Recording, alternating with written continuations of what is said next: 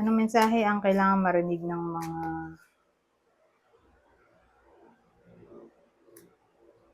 Leo?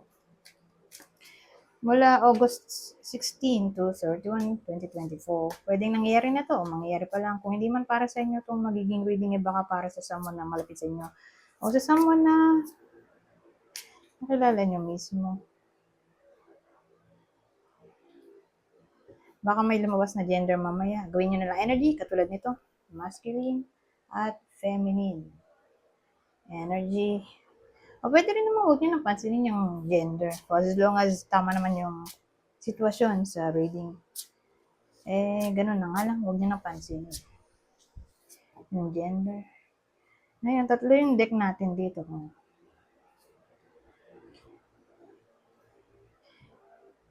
Kung hindi mag-resonate sa inyo to, edi adjust nyo na lang yung video at hanapin nyo to.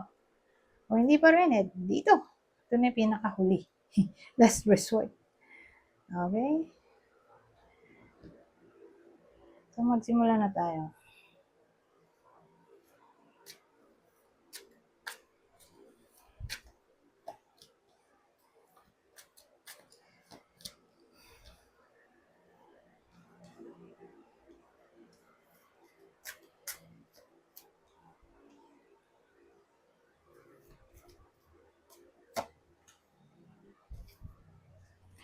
Oh! Anyari. Well, may lalaki tayo. So, kunin nyo lang yung description na fit sa sitwasyon nyo. O sa kakilala nyo. Basta, i-describe ko, ha? May lalaki tayo dito.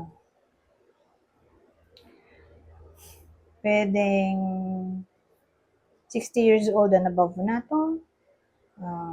Single dad.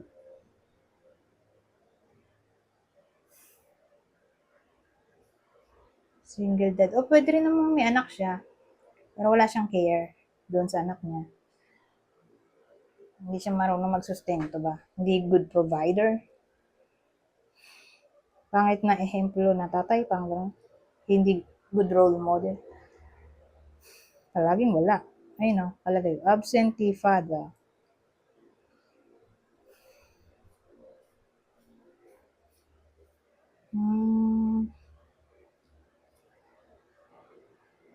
Mayaman ba to? Hindi mayaman? Walang stable job o baka walang work talaga? Sa ngayon,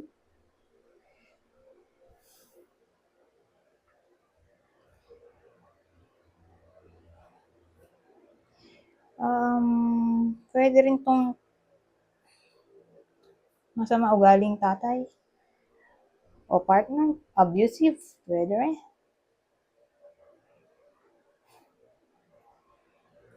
Ngayon,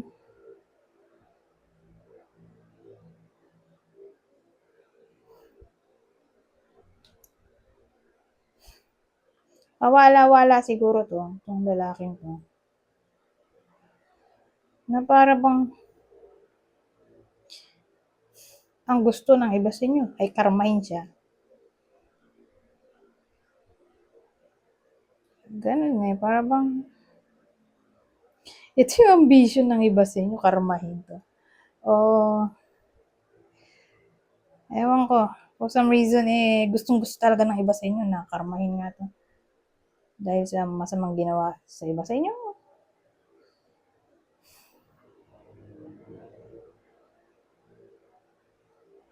Ayun parang gusto niya maging successful o maging victorious na makuha yung justice ng iba sa inyo mula sa taong to. Siguro, kung di man pawala-wala o hindi good provider, siguro, niloko sila for some reason. Kasi deception card din naman to. Pero mild deception to. Para sa akin, kasi hindi naman to 7 of Swords. O masyado lang talagang masama. Sabihin natin abusive. In general na. Mentally, verbally, physically. Ganun Psychologically. So parang may ganun na case. So So, depende sa kung anong case ng iba sa inyo. Case to case basis naman yan.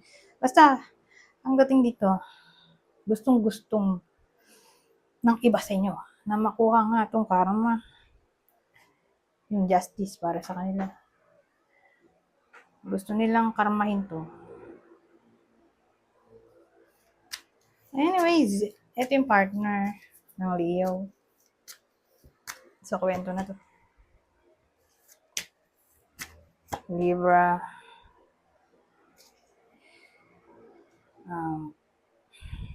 Aries. Ang tanong, successful kaya na makuha ng iba sa inyo yung justice nyo? Tingnan natin. Yes or no? Makukuha ba yon? Kasi gustong-gusto nga ng iba sa inyo eh.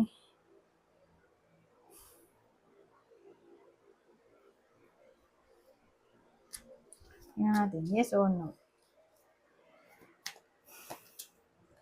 Yes or... Kasi ito no. O no. Baliktad. Ready? Yes.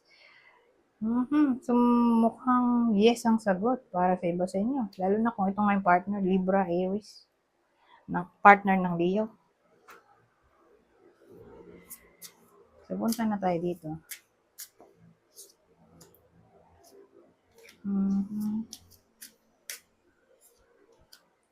Oh, katakot naman to.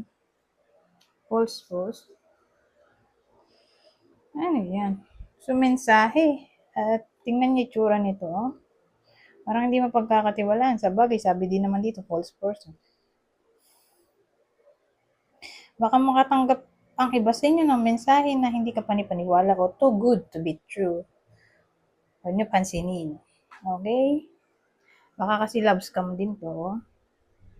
Love scam o any form ng scam. Job scam, di ba? Tasks. Scam. Ito na yun. Mukhang scam na ito tsura nito.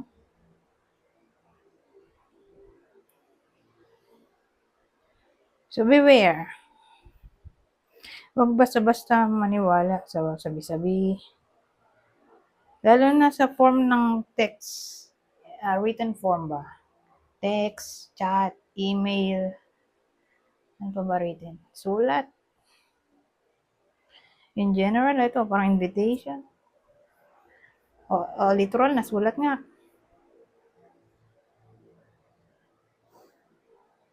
Pero grabe, love letter.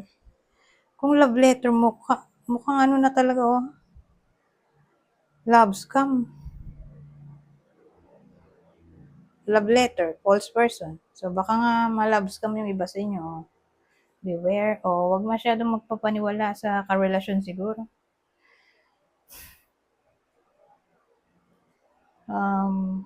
Sa 2 weeks na to, kasi baka lang. Kasi, may case na kung sino pa yung pinagkakatiwalaan, di ba? Kung sino pa yung karelasyon, sila pa yung nagpapahamak sa sarili nilang karelasyon. May case na ganoon. Kaya, kailangan mag-ingat. Kung tingin ng iba sa inyo, may red flag sa partner, o sa nanliligaw, huwag magpapaniwala sa kung ano mang gusto nilang ipagawa sa iba sa inyo. Whether nanliligaw to, sariling partner. Again, huwag maniwala basta-basta.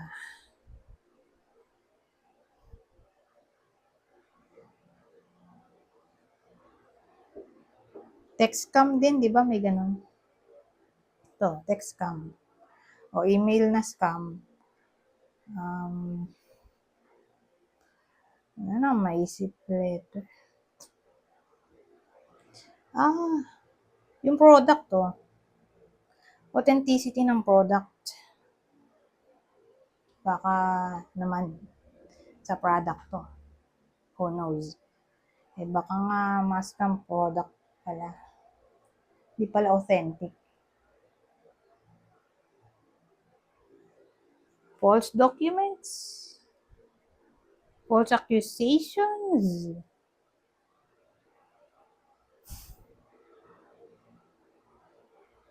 O baka makatanggap ng mensahe ang iba sa inyo mula sa kanilang kaaway.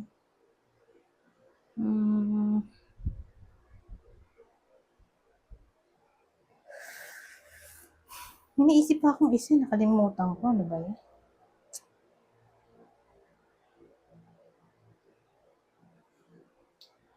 Ay, naku, nakalimutan ko. O, yun na lang kasi magtatagal tayo kung alalahanin ko pa yung naisip ko kanina. Kaya lang, nakalimutan ko na nga. So, move on na tayo.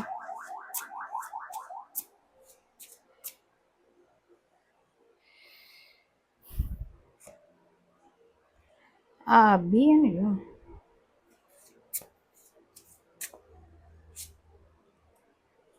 Davis. Pero, Leo tayo, di ba?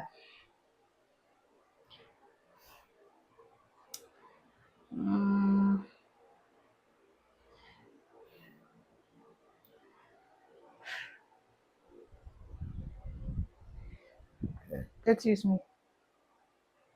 Hindi ko alam kung ano tong Abi. Kaya lang pinatay ng nanay ko yung internet. My goodness. Ito tuloy mahanap sa internet. Ano ba to? Hindi ko alam tong Abi.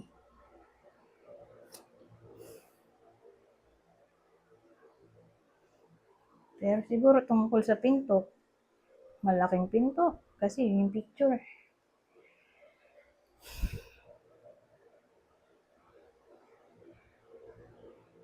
So, sabihin na lang natin door. Diba? Pwede rin. Door. Kaya yun.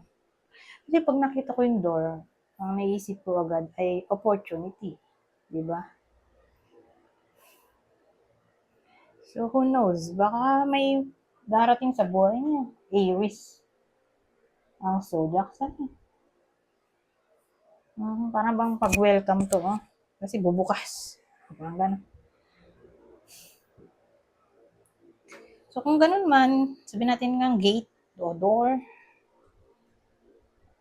Depende sa inyo kung papapasukin nyo ba itong someone na to. Pwede kakilala nyo to o someone nyo.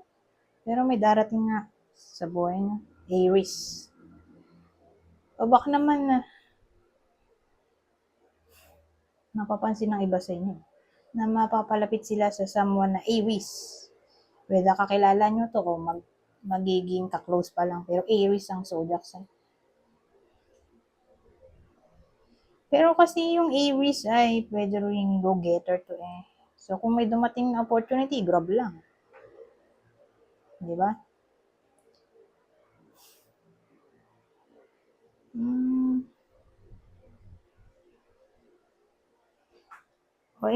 O pwede rin namang ini-initiate sa August 16 to 31 na i-welcome ang change. Pwede rin. Anyways, hanggang dito ay teka lang, ito na, nagbalik ang internet. Paano nangyari yun? Hanapin ko na tong Abi na yan. Teka lang, ha? Hello, church! Church pala yan, oh. Buti na lang lumabas yung internet. Kanina nawala eh. Kala ko pinatay ng nanay ko. Church pala yan. Religion. Ano to?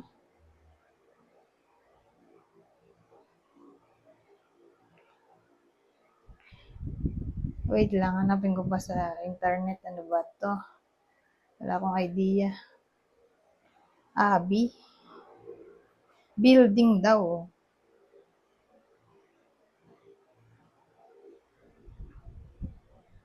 Pero, ano nga siya? Church, cathedral. Eh, ano yun? Nasaan naulo ko? Baka magpapari na yung iba sa inyo. O mamadre na siguro. Aha. Ba to? Naulo ko.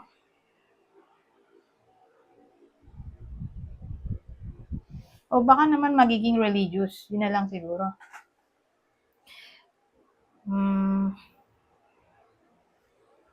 So, ibahin natin. Kanina kasi opportunity na isip ko dahil walang internet nga eh.